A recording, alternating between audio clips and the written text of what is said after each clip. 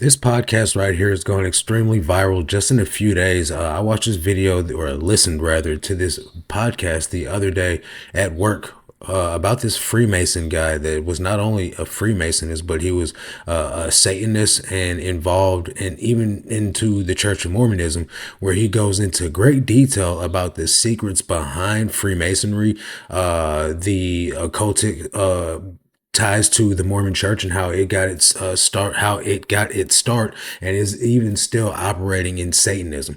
Do not follow for these cults, guys. Listen to this powerful testimony right here. This is the part of this video is called the Royal Secret, as you see right here. Because once you reach so high in the degrees of Masonry, Freemasonry, you get to know this royal secret.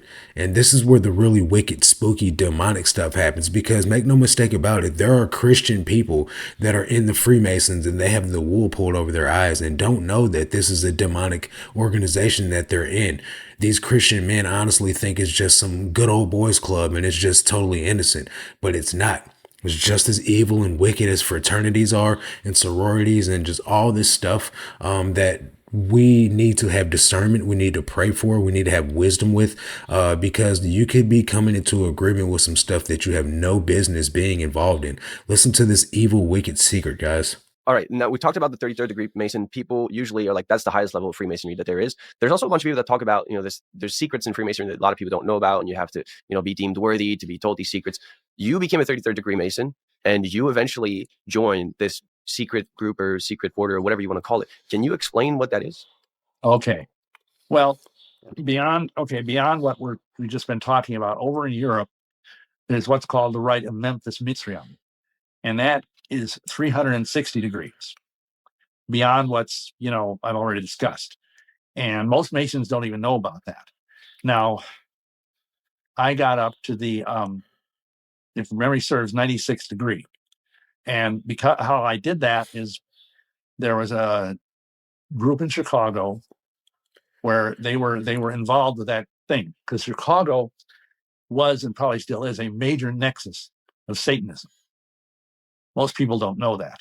So this group brought me into Memphis Mithraeum, and ultimately there was a fellow that flew over all the way from Paris, who was the son of Pappas. Now, you probably don't know that name, but Pappas was a very prominent 19th century high-level occultist and ceremonial magician, and he wrote a book called The Tarot of the Bohemians, about tarot cards, and he came over and he brought me into the 97th degree.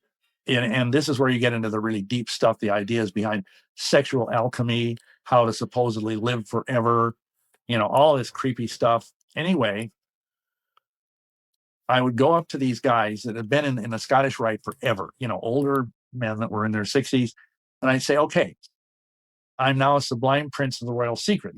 Whang, they did this initiation, and I was a sublime prince of the royal secret. I said, so what's the royal secret? And they go, I don't know.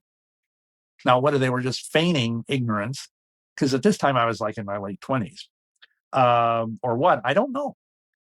But I learned eventually, after getting into the Rite of Memphis Mithraeum, and again, this is something that probably only 1 in 1,000 Masons in America understands, is that the royal secret is that you can live forever by sexually vampirizing children, literally. And that's what these people believe. Now, again, the vast majority of Masons have no understanding of any of this. They just think it's this good old boys club that teaches, morality. And this is the way with almost all of these groups, whether it's the Mormons or the Masons or the witches or the Vatican. They all have this vast number of reasonably good people, in some cases very good people, under them that are sort of feeding them all of this energy. Because let me back up. When I was into Satanism, we understood and were taught that Satan draws energy from being worshipped. And when these guys, they don't, even if they don't understand it, every time a Mason kneels at the altar and swears an oath, the devil gets energy from that. And again, most Masons, if they heard this, they would be scandalized. They'd say, this guy's a nut. But the funny thing is, and like you say, you've talked with people who, to a greater degree or a lesser degree, and believe me, we talked to dozens of people over the years in ministry who came to us who were, like sodomized as children, who were literally taken to the Masonic Lodge after hours, laid on that very same altar that the Holy King James Bible laid on, and they were gang raped by a bunch of old men that were all high-level Masons until they were practically dead. Yeah, that's pretty much the story that I heard without, details, because it was an eyewitness account. It was a secondhand witness, but it's similar to what I heard before. Now that's just crazy, right? So we see things like the Epstein Island or the Bohemian Grove stuff, or just even um, actors and movies and things playing out these depictions of satanic rituals. It's all ritualistic, all of it is. And they've got like the robes and they got somebody laid on the altar and they're getting ready to do weird stuff to them. These movies are all depictions of real life things. Where do they get the stuff from? They have to tell you what they're doing in order to dumb you down by it, right? Satan exposes what's going on in the movies. Dionysus, Bacchus, the god of theater. They show you all this agenda. They put it right in your face. So then that way, when you see it, you are receptive to things that you don't even know that you're receptive to because you are watching this content. You're listening and watching the movie and you're like, oh, this is crazy. This is wild. But this stuff's actually going on.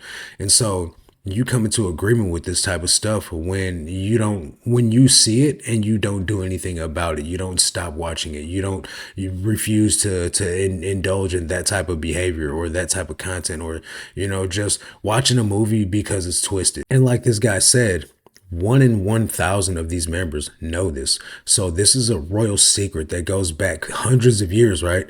In those hundreds of years, they've been able to keep this secret so tightly knit, so tightly wrapped, because the organization says that you'll like cut out your throat or something like that. You'd rather die than to tell the secrets of the Freemasons. And they've tried to kill this guy multiple times, right? Who knows what happens, to this guy in the future, especially after this video. This video's got 2.5 million views on it, where he's telling these deep, dark, Freemason Illuminati type secrets, right? You don't just have all this knowledge and then people don't make attempts on your life. However, this man has come to Jesus. He is a Christian. So big shout out to you.